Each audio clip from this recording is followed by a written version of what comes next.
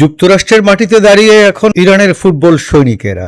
যুক্তরাষ্ট্রের ক্যালিফোর্নিয়ার Los Angeles stadium বিশ্বকাপের গ্রুপ পর্বের এই ম্যাচে দেশটির প্রতিপক্ষ নিউজিল্যান্ড স্টেডিয়ামের ঠিক বাইরে তখন বিক্ষোভে সামিল হয়েছেন ইরানের বংশোদ্ভূত মার্কিনেরা।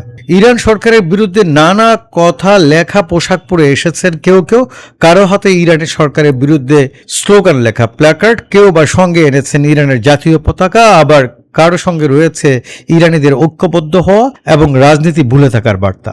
ইরানিদের দেশপ্রেম নিয়ে কোনো সন্দেহ নেই। স্থানীয় সময় সোমবার সন্ধ্যা নাগাদ সবাই আসনে নিজ দেশের জাতীয় ফুটবল দলের খেলা দেখতে বসে যায়। সেই সুযোগে স্টেডিয়ামের বাইরে ইরান সরকারের বিরুদ্ধে অনেকে নিজেদের ক্ষোভ ঝাড়েন।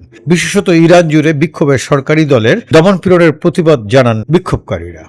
খেলার আগে পরে এমন বিক্ষোভের আশঙ্কা আগেই করেছিল তেহরান। এই জন্য ইরানের পক্ষ থেকে হুমকি দেওয়া হয়েছিল, আনুষ্ঠানিক পতাকা বহন করলে কিংবা স্লোগান দিলে ম্যাচ বন্ধ করে দেওয়া হবে।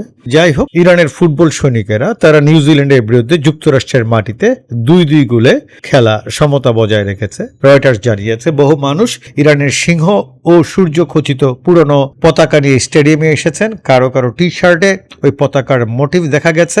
তারা নির্বিঘ্নে স্টেডিয়ামে ঢুকেছেন। অনেককে নিজ নিজ আসন থেকে পতাকা তুলে ধরতেও দেখা গেছে।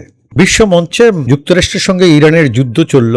যুক্তরাষ্ট্রের মাটিতে ইরানের ফুটবল দলের খেলোয়াড়রা খুব সুন্দর করেই খেলেছে।